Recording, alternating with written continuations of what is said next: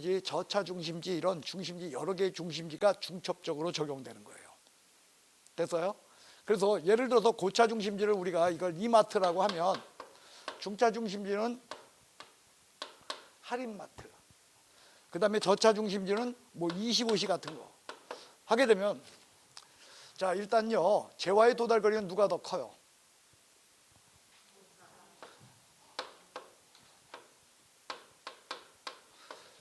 도달거리는 고차 중심지로 갈수록 커지죠. 그 다음에 누가 개수가 많아?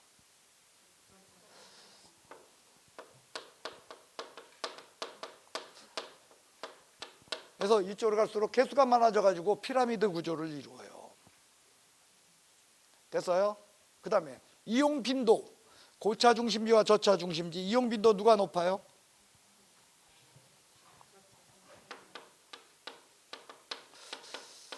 이 이용 빈도라고 하는 측면을 여러분들이 잘못 생각하면 이게 틀려요. 이용 빈도를 이야기할 때 여러분들이 이용 빈도를 어떻게 생각하냐면, 어디가 손님 많냐고서 생각하면 당연히 어디가 많아?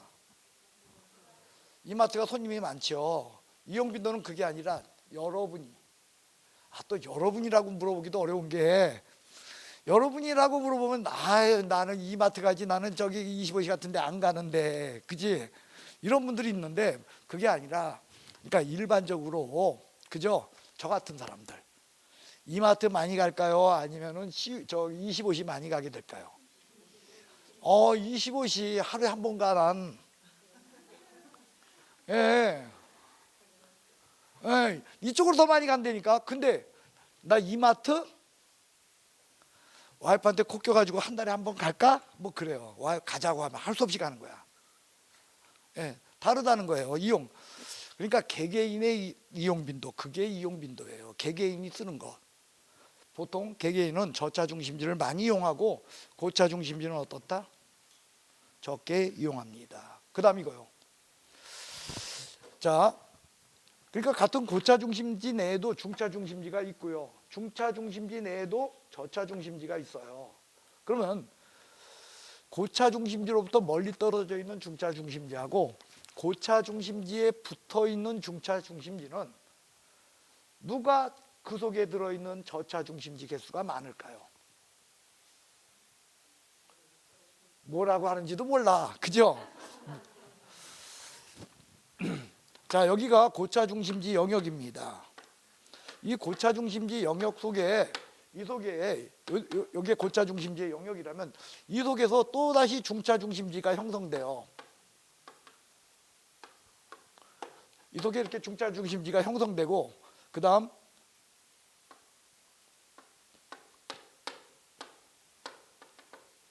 그래서 고차 중심지 가까이에 있는 중차, 가까이, 이게 겹치진 않아.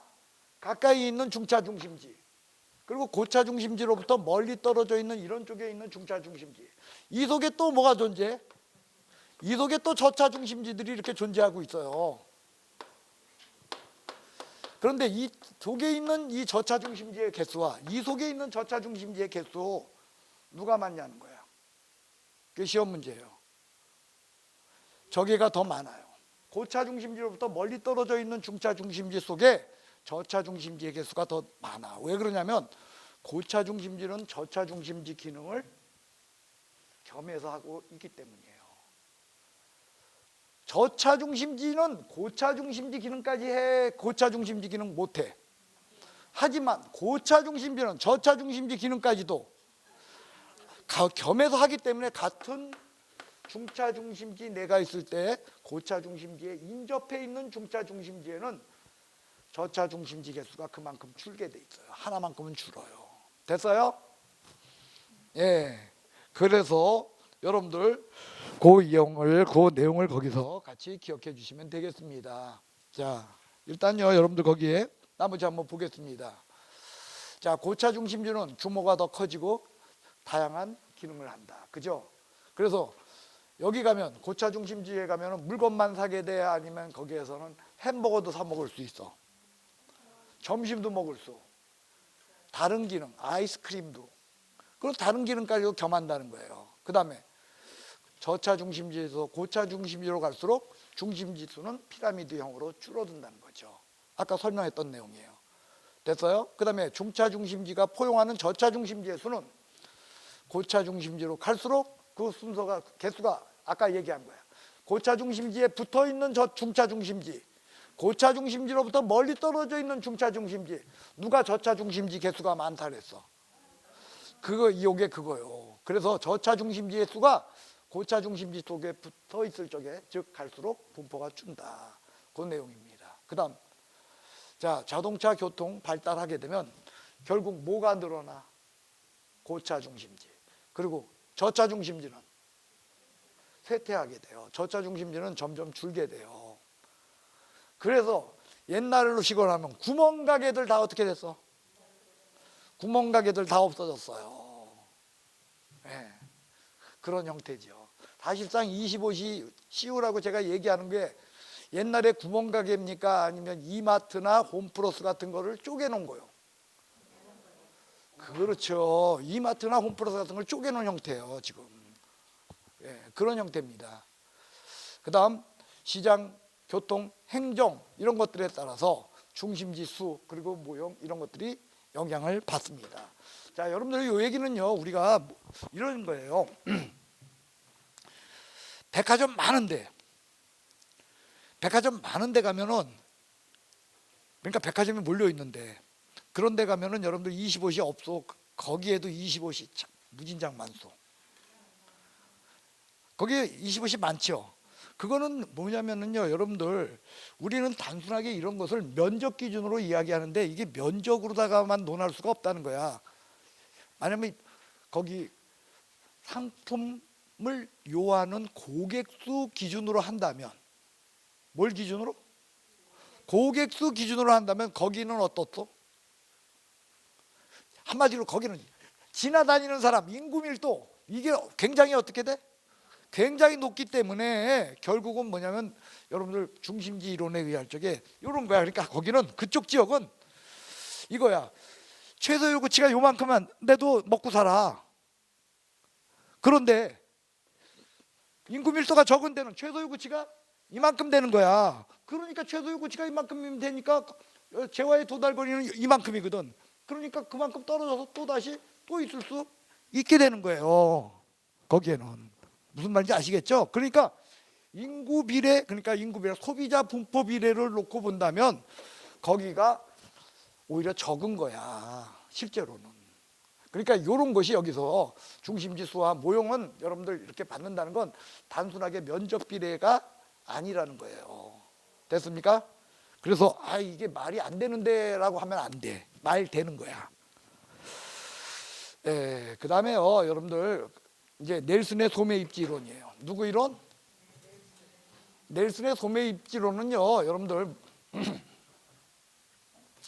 무조건 넬슨은 점포 이론이다 생각하면 돼요. 무슨 이론? 무슨 이론이요? 점포 이론이야. 점포. 작은 점포에 대한 이론으로. 이 점포 이론의 특징은요, 여러분들 넬슨은요 이겁니다. 자, 점포의 경영 주체는요, 이 8가지 원칙을 지키면 된대. 몇 가지 원칙? 저게 넬슨의 소매 입지 이론이에요. 몇 가지 원칙? 그럼 8가지 여러분들 다 외워야죠? 8가지 다 외우라고 나온 적 없어. 다 외우라고 나온 적 없어. 그러니까 8가지 외우려고 든다, 아니면 8가지 이런 거구나 기억하면 된다. 그럼요, 여기 8가지 원칙의 기본적인 건 뭐냐면 이런 거예요. 장래성의 문제예요. 무슨 성? 그 다음에 경쟁업체와의 관계입니다. 그 다음에 세 번째로는 뭐냐면요, 장래성, 경쟁업체와의 관계, 그 다음에 소비자와의 관계예요. 누구와의 관계? 이 세 가지를 겸해서 놓는데, 그 중에서 제일 중요한 거, 8가지 중에서 제일 중요한 거 뭐다? 양립성이 제일 중요해요. 넬슨은 뭘 제일 강조했다? 양립성을 제일 강조했다는 거예요. 그럼 양립성이 뭐냐? 자, 뭐 책마다 다 어렵게들 써놔요. 양립성은 뭐냐면 이런 거요. 붙어 있으면 좋은 거야. 그게 양립성이에요. 서로 같이 붙어 있을 적에 유리한 게 뭐다? 양립성이에요. 다 여러분들 미용실과 그 다음에 저 머리 깎는 데를 뭐라 그러죠? 이발소. 미용실과 이발소는 붙어 있는 게 좋아, 떨어져 있는 게 좋아? 떨어져 있는 게 좋아. 그건 비양립성이에요. 왜? 아니 남자들이 미용실 가서 깎을 수도 있고 이용실 가서, 즉 이발소 가서 깎을 수도 있잖아. 우리 저기 젊은 분들은 다 여기 남자분들 다 미용실 가죠. 그래요. 우리 아들들도 이발소 절대로 안 가.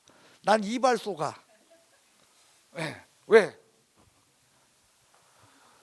미용실하고 달리 이발소는 얼마나 머리 정성껏 잘 깎아주는데요. 가위 놀림 하나가 달라서 그냥 그분들 정말 정성껏 깎아줘요. 면도도 깔끔하게 해주고 눈썹까지 다듬어줘. 남자들 나이 먹으면 눈썹 그냥 미용실 가면 이게 덤석덤석 자르고 끝이잖아. 그러면서도 내가 이발소를 가는 이유는 미용실보다 훨씬 빨라. 훨씬 잘 깎으면서 빨리 깎아요. 그리고 더더군다나 좋은 건 가격이 싸. 여러분들 그거 뭐 안만 싸도 블루 뭐 있죠. 거기도 뭐 한 9,000원 하죠. 미용실은. 우리 동네 이발소는요 여러분들 8,000원이야. 어우 되게 싸요. 처음에 출발은 5,000원으로 한 건데 그거 올랐어. 그래서 8,000원이야. 뭔 얘기하다가 붙어 있으면 아니야, 오히려 떨어질수록 유리해요. 그런 것은요 양립성이 아니야. 그런데 여러분들 보시오. 뭐냐면 이거요.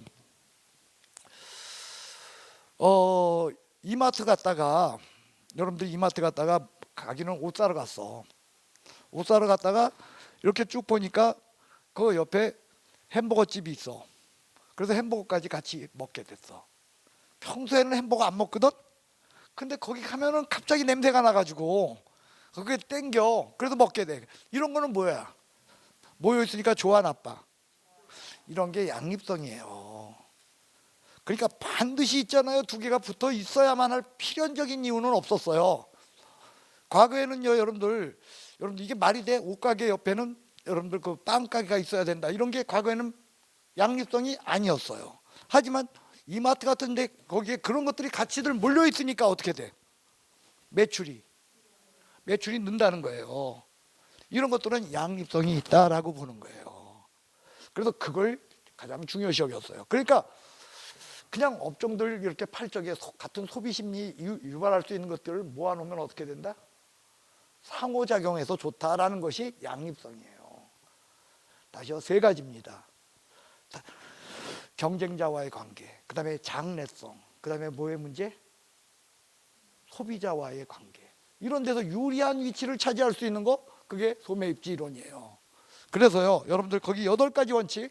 자, 성장 가능성, 내가 아까 얘기한 거예요. 장래성이 있어야 돼. 두 번째, 여러분들 잠재적 발전성이 있어야 돼.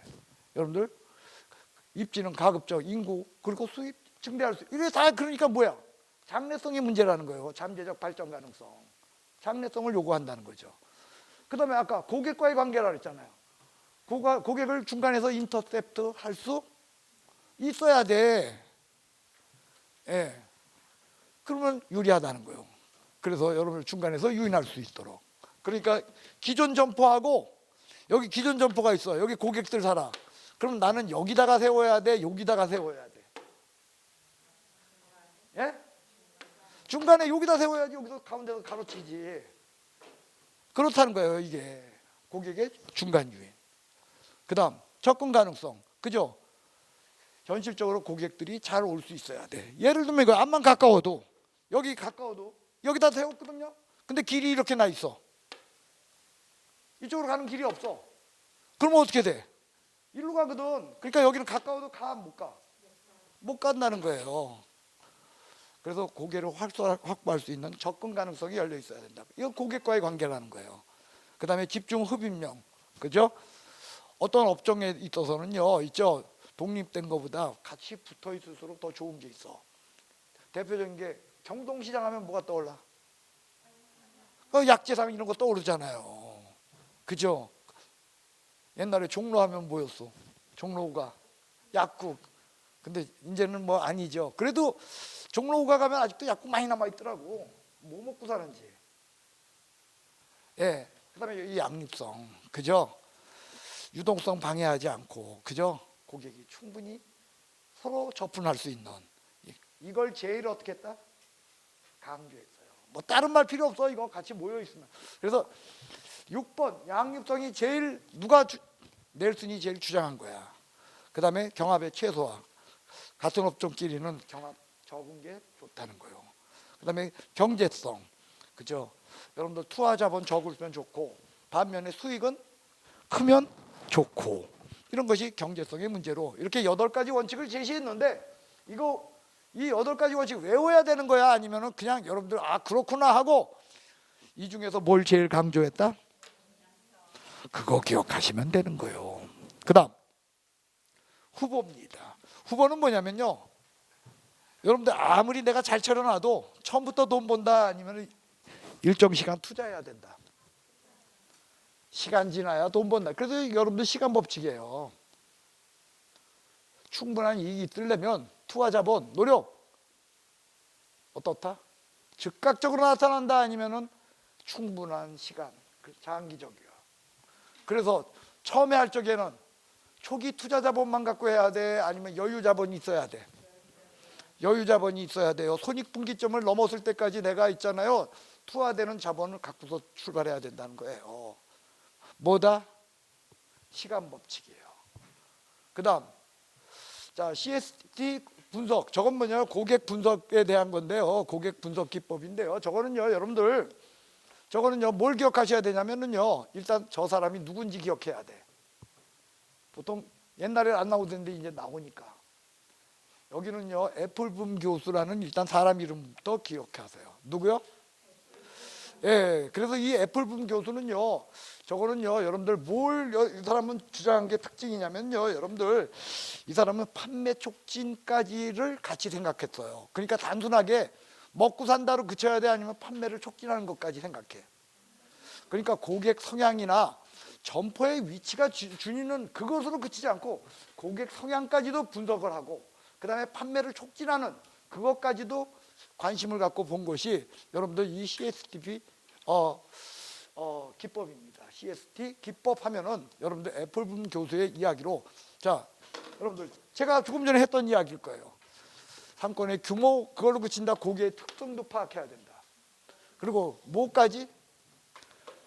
판매 촉진 전략까지도 같이 다루고 있는 것이 CST 기법이라고 하는 그런 내용이 되겠습니다. 그래서 방법 제일 먼저 뭐냐?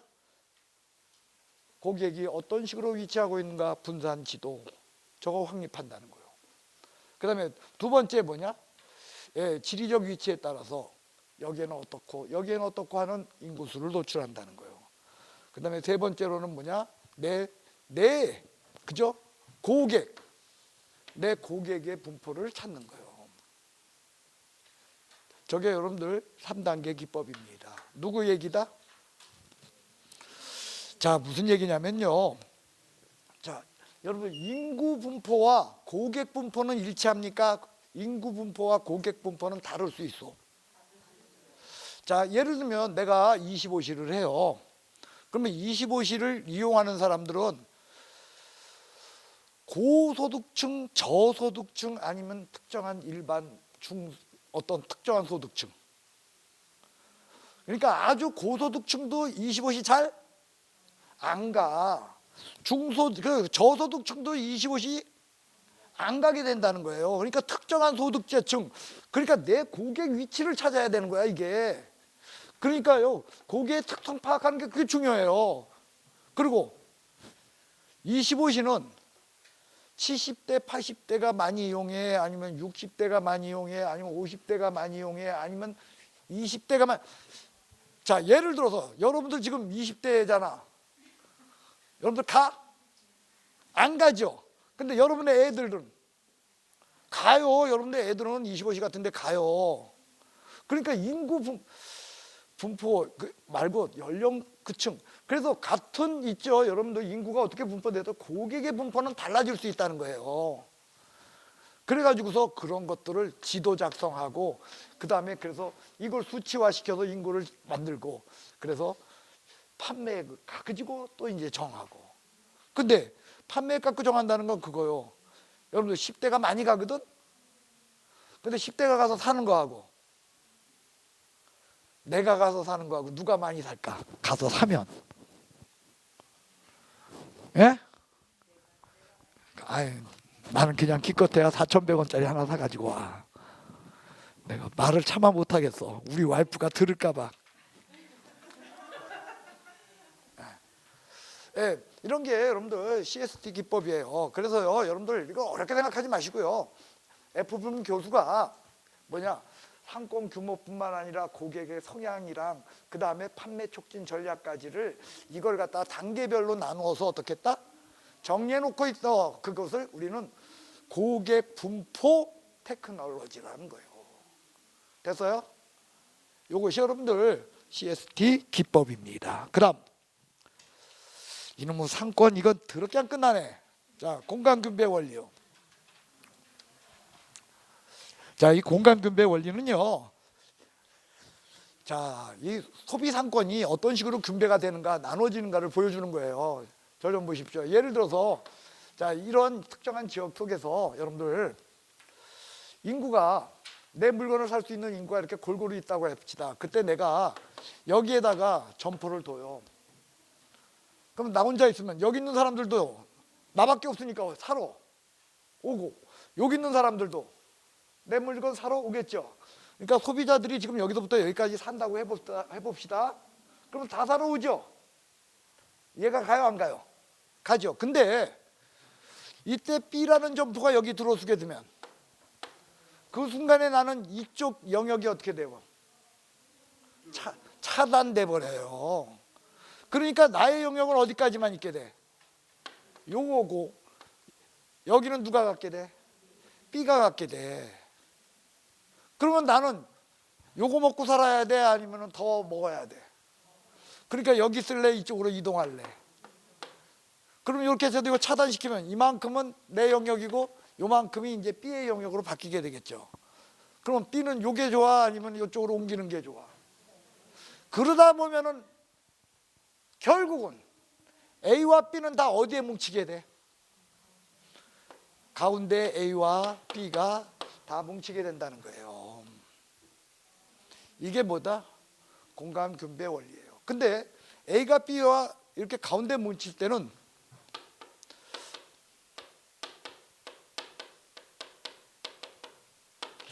교통비 탄력성이 클 때야, 교통비 탄력성이 작을 때야.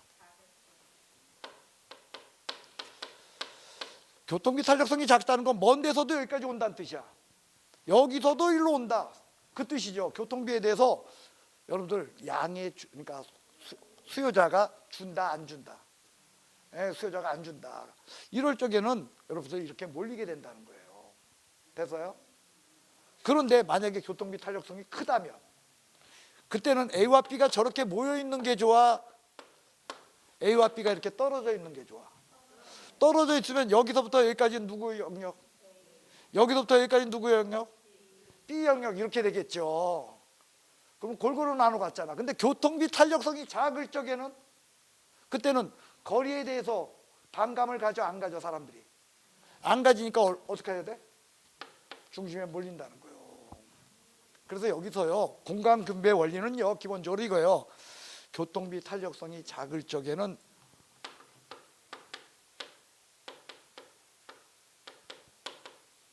집심성 매장을 형성한다는 거예요. 여기서 교통비 탄력성이 클 때는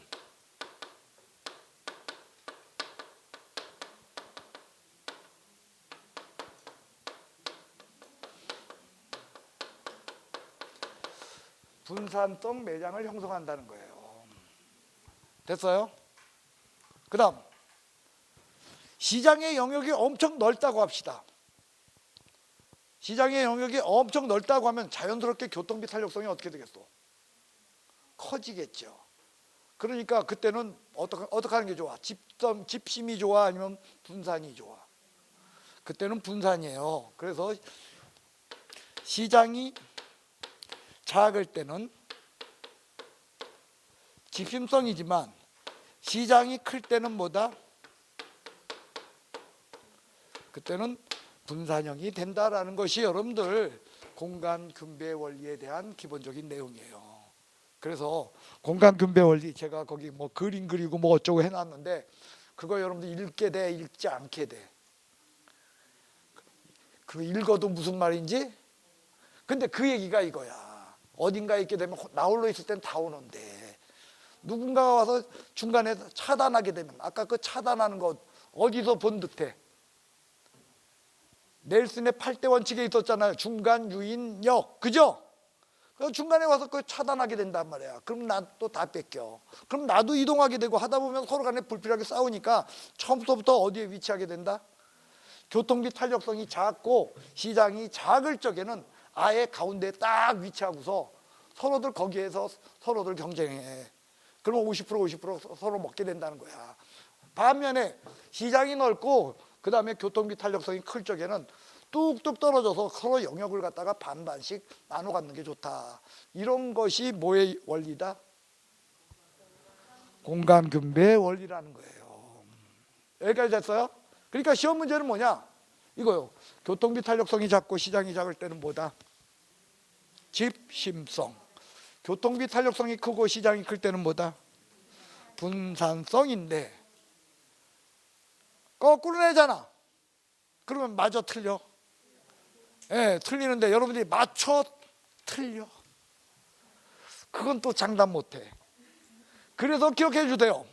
여러분들 이겁니다. 일단 클 때 작을 때 나오면 틀려. 문장 자체가 클 때 작을 때가 나오면 틀려. 그러니까 이렇게 나왔어요. 절 좀 보십시오. 교통비 탄력성이 크고 시장이 작을 적에는 분산 지향성이다. OX. X야. 왜? 교통비 탄력성이 작고 작을 때, 교통비 탄력성이 크고 클 때 이게 나와야 돼. 하나는 작고 하나는 클 때 하는 그 순간에 맞는 얘기, 틀린 얘기. 틀린 얘기야. 그 다음 문제는 이거요. 작고 작으면 집심성, 크고 크면 분산인데 작을 때가 분산인지 클 때가 분산인지가 이게 또 헷갈려. 그래서 이렇게 생각하세요. 여러분들 여기 보셔. 풍선이 있어. 분산은요, 풍선이 이렇게 되는, 어떻게 되는가? 가운데로 몰리는 거야. 이렇게 퍼지는 게 이게 분산이야. 자, 그럼 이렇게 되면 점점 어떻게 돼? 점점 풍선이 어떻게 돼? 커져. 그죠? 그러니까 크고 클 때 나오는 건 밖으로 어떻게 된다?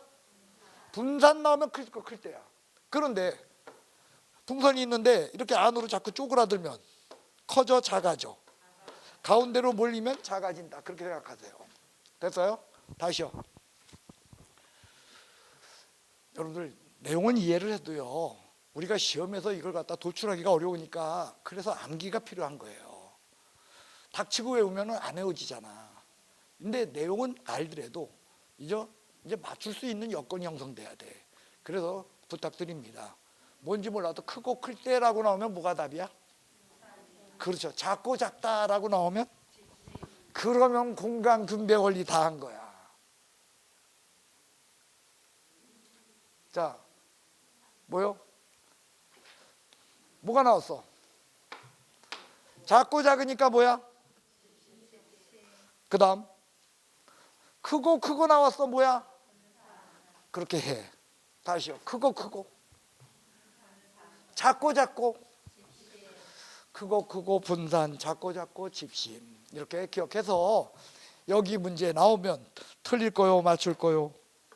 예, 맞춰주시길 바랍니다. 그 다음 점포의 종류입니다. 자, 집심성은 몰려있는 게 집심성이요, 아니면 중심지에 위치하는 게 집심성이요? 집심성하고 집재성 혼동하면 돼, 안 돼요? 여러분들 집심성하고 집재성은 달라요.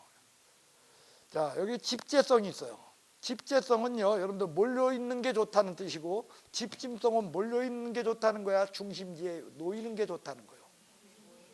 그래요. 그러면 집재성, 이건 동종업종끼리 한데 모일수록 좋다 그 뜻이야.